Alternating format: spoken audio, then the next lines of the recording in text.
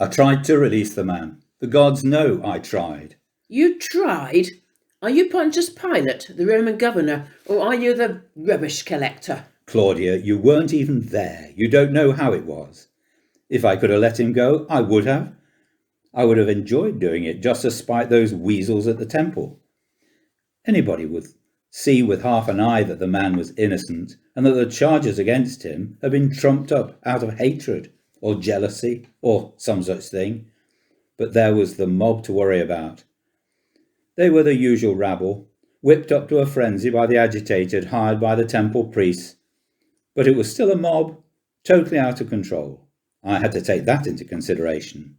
I wasn't expecting a simple act of mercy. There's no mercy in you. I know how many poor Jews you've condemned to the cross. And it wasn't even just because Jesus was falsely accused. It was the quality of the man himself. Couldn't you see it? Couldn't you feel it? If ever a man deserved a throne and not a cross, it was that man, Jesus of Nazareth. Well, I'll admit he was unusual.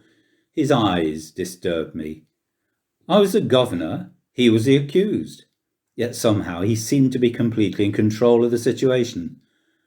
There was no begging for mercy. He wouldn't even defend himself. It was all I could do to get him to talk to me at all. When I told him I was in a position to sentence him to death, he replied, as cool as you please, that I wouldn't have any power over him at all if it hadn't been given to me from above. What do you make of that? That's no surprise to me. That's the kind of thing he's been saying about himself right along. I've seen him. I've listened to him speak. And I'm telling you, Pontius, you've done a very dangerous thing. The man wasn't just a man, he was godlike. I tried to warn you. Well, godlike or not, it's over. He's dead. I wouldn't count on it. Now, don't start that. Why do you want to say such things as that? I told you why. I wrote you that note. I had a dream about him. A terrifying dream. A dream of warning. But you wouldn't pay any attention. Now listen, Claudia. Try to understand my situation. I'll tell you how it was, and you'll see I had no choice. You know what Caesar said the last time that the Jews rioted in Jerusalem, that if I couldn't keep order here, he'd find somebody who could. One more unsavoury incident, and it's curtains for me. Have you any idea what the job opportunities are for a deposed Roman governor who's been stripped of his rank? I'd be lucky to find myself supervising the palace laundry. Jesus claimed to be a king, they said. If you let him go, you're not Caesar's friend, they said. I don't have to tell you how that would sound in Rome. So I had him scourged, just to try to pacify them. But they weren't satisfied with that.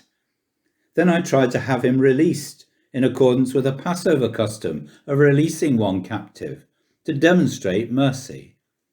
But the crowd chose that murderer Barabbas instead. What was a man to do? Now listen, Claudia, because this was really clever.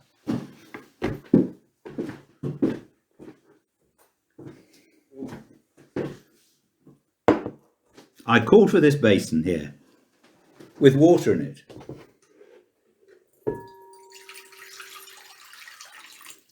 And I put the blame for his death right back on the people who were forcing me into this thing. I washed my hands clean, and they watched me. I told them, I'm innocent of this man's blood. See to it yourself. Wasn't that clever? They understood, Claudia. They shouted back, let his blood be upon us and upon our children. So you see, it isn't my problem anymore. It's their problem. It's not that easy to wash blood off your hands, Pontius. You'll find out. The sight of it may disappear, but the stain of it, the feel of it, the memory of it lasts forever.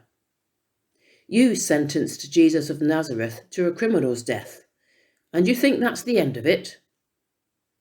What you have really done is to pass the sentence of eternal death upon yourself.